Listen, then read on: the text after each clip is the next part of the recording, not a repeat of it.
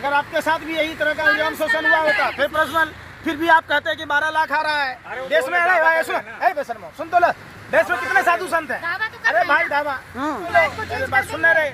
हमारे पास कम से कम 1000 से 5000 ऐसे क्षत्रिय समाज के कार्यकर्ताओं नेताओं का फोन आया कि हम लोग आपके साथ हैं। वो लाखों लोग साथ हैं। अरे सुनने रहे, अयोध्या के भी 11 लाख संत जो है वो सुन ही नहीं रहे। शरण में है। आप सुनी नहीं। हम कई साधु संतों को देखा, हाँ। जिन 6 ऋषियों की प्रतिमा टूट गई, हमने वैसे साधु संतों को देखा है। दगीची मुनि का नाम आपने सुना? अरे सुन तो लो, अरे दगीची मुनि का नाम सुना? दगीची मुनि ने अपना पूरा शरीर दान कर दिया था।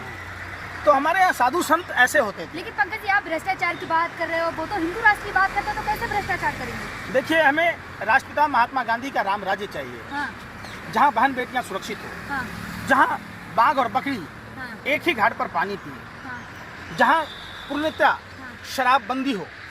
तो बाबा बागेश्वर से कहिए कि मध्य प्रदेश में शराबबंदी लागू करवाएं। भस्म कर देंगे आपको। भाई फिर आपको भस्म करेंगे, हमको क्यों करेंगे? आप उनका दुष्प्रचार कर रहे हो। अच्छा। हम तो देखिए क्या कह रहे हैं हम आपसे कि राम राज्य में शराबबंदी लागू होना चाहिए। और सबसे बड़ा हिंदू समाज की बात अगर जब भी होगी तो राम और कृष्ण की बात जरूर होगी। तो राम और कृष्ण के बताए हुए रास्तों पर जहाँ चलेंगे। कहना चाह रहे हैं गुजरात की तरह हर जगह शराबबंदी हो जाए जैसे गुजरात में है। बेतुका सवाल है। जिस गुजरात में शराबबंदी है वहाँ बार बार जहरीली शराब पीने से लोगों की आंखों की रोशनियाँ चली जाती है, किडनियाँ फेल हो जाता है, कितने लोग मर गए, उन मृतक के परिवारों को आज तक कुछ भी नहीं मिला। तो उस पर आपका ध्यान ही नहीं जाता। चलिए ना, तो जहरीली शराब लट्ठा गांव में कैसे हुआ, राजौत गांव में कैसे हुआ? आप बता दीजिए कहाँ से आया शराब? चलिए, एक नया मसला सामने आया है। बागेश्वर बाबा का बयान अभी गुजरात से बोले हैं, हिंदुस्तान तो छोड़ो, पाकिस्तान को भी हिंदू राष्ट्र बनाएंगे। क्या समर्थन में है आप इसके? देखिए, सबसे पहले चिराग तले अंधेरा। हाँ।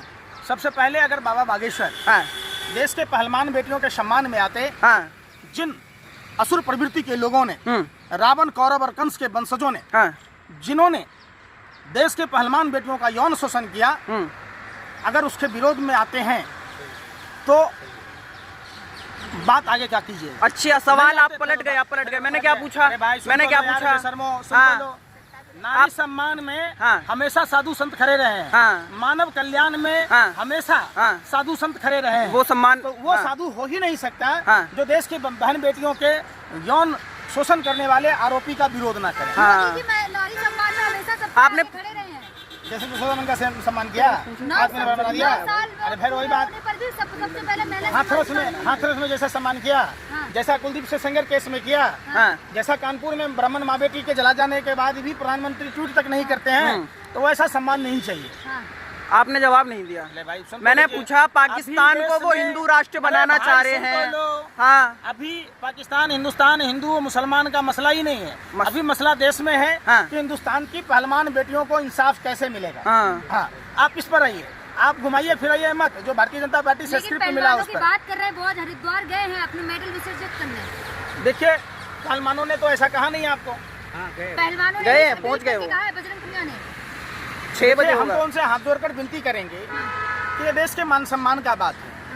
अगर किसी पागल ने आपके मेडल को 15 रुपए से आंक दिया है, इसका ये मतलब नहीं कि देश के मान सम्मान और स्वाभिमान को आप इस तरीके से कहें। आपसे हाथ जोड़कर विनती है, ये देश का मान सम्मान है, इसे अपने घर में संजो कर रखें देश के लिए और देश के 143 करोड़ आवाम के लिए। उन्होंने कहा है कि विसर्जन करने के बाद हम इंडिया गेट पर अनशन करेंगे।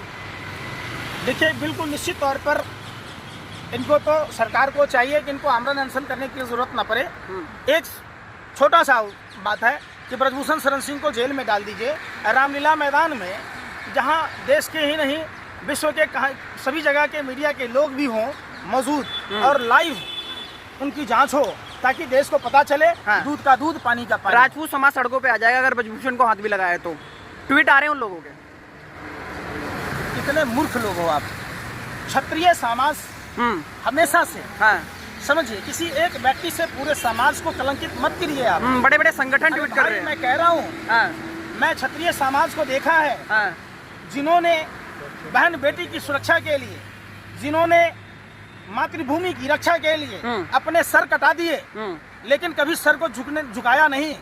तो हमें उम्मीद है और हमें विश्वास भी है कि क्षत्रिय समाज ब्रजभूषण शरण सिंह के खिलाफ है।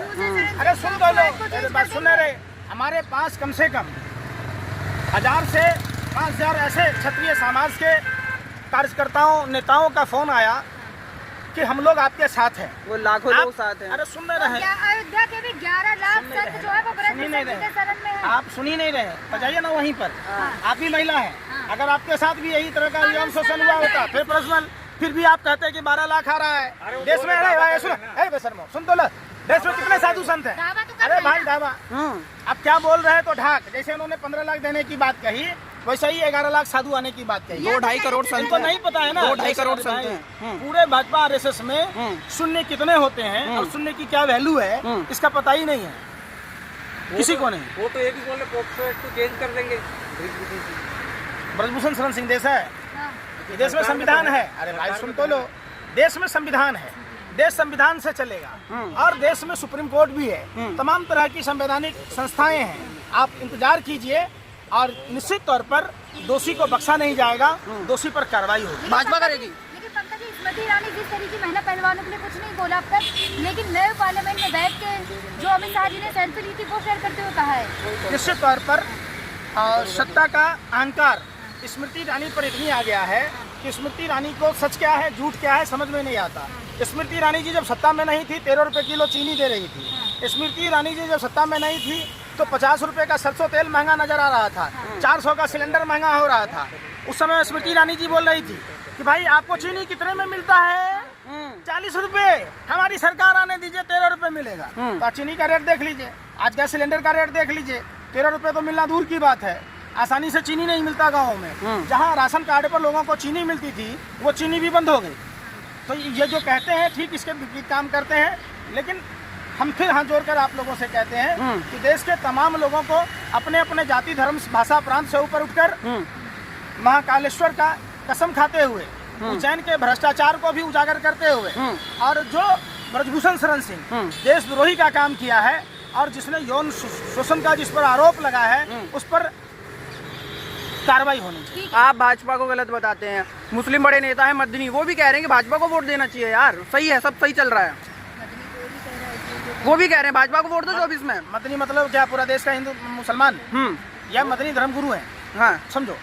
मदनी साहब भाजपा की दलाली कर रहे हैं। अच्छा, तो अब उनको मोटा पैकेज मिल गया होगा। अच्छा। नहीं तो सीबीआई ईडी का डर होगा। जब मुसलमानों पर जुल्म और अत्याचार होते हैं, एक बात बताओ, केस लड़ते हैं वो। अरे भाई सुन तो लो, कहाँ लड़ते हैं। बिहार में किशनगंज में अलीगढ़ मुस्लिम यूनिवर्सिटी का ब्रांच खुला, अब फंडिंग रोक दिया गया। कभी मदनी साहब ने कुछ बोला? आज हिजाब का जब मुद्दा है, क्यों हुआ कर्नाटक में गुलबर्गा साइड में, अब उसी हिजाब को लेके वहाँ ये धर्मगुरु हैं, राजनीति, वही बात मैं कह रहा हूँ, न्यूट्रल बात करते हैं सुन वो। तो लो यार, इनको तो भाजपा को वोट दिलाने का न्यूट्रल बात है। वो कहते हैं न वो ये मंदिर बात में कहते फंडिंग हैं, होनी अरे चाहिए सुन ना बात मदरसे सुन में। लो यार, हाँ। मदनी साहब को ये कहना चाहिए अपनी स्वेच्छा से जो भी उम्मीदवार अच्छा काम करे, जो आपकी हित की बात करे, वोट आपको उसको दीजिए। धर्मगुरु का कहने का मतलब ये